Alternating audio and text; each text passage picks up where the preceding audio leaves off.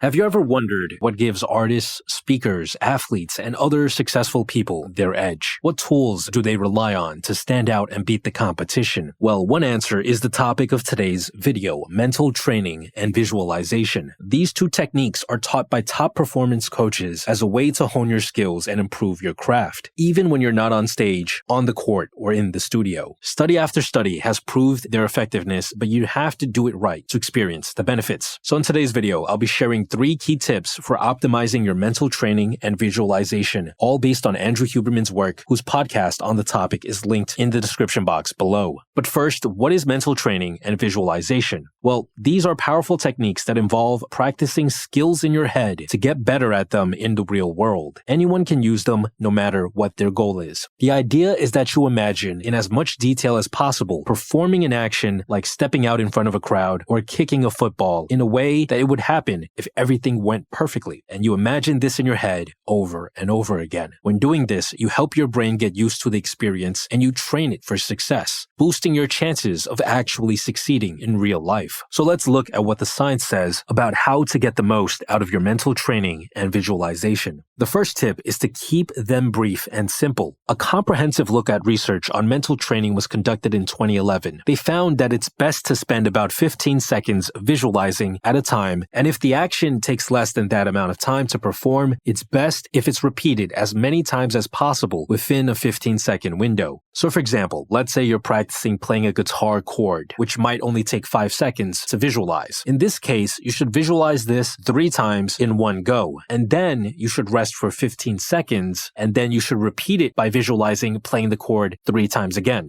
Now the question that might come up is, how many times should you repeat this per session? Well, the study found that the optimal amount of repetitions per session was 50 to 75, done 3 to 5 times a week. But if you think that sounds like a lot, don't sweat it, because this is just the ideal amount. Any amount of mental training can still be beneficial, and the good news is that once this training has helped you build the skill in the real world, those improvements stay with you. You don't need to practice visualizing the same thing again afterwards. It's also crucial that your visualizations are simple. Most of us cannot visualize complicated stories involving multiple scenes and senses, but almost all of us can accurately imagine something simple involving just one sense. For instance, we can imagine looking in our mind's eye at a basic object like a cube, or playing a simple sound in our head like the tune "It's a Happy Birthday." So the simpler the visualization, the better and the easier it will be to repeat. When it comes to mental training, I suggest you check out Brilliant, who are the sponsors of today's video. Brilliant is a site and app where you can learn math, computer science, and other interesting subjects in the STEM field. What's great about them is that they do not teach by merely stating facts or formulas and making you memorize things. Instead, they employ an interactive teaching style that makes learning fun. You are given intriguing questions that test your knowledge and fill in your gaps and misconceptions. When you come across a gap in your knowledge, they provide you with the correct answer as well as an explanation as to why. Our favorite course right now is the How Technology Works course, where you can explore topics like what actually makes a password good, or how recommendation algorithms know what content that you will like. To try everything Brilliant has to offer for free for a full 30 days and get 20% off an annual plan, visit brilliant.org/improvement pill or click on the link in the description box below. Now back to the topic at hand.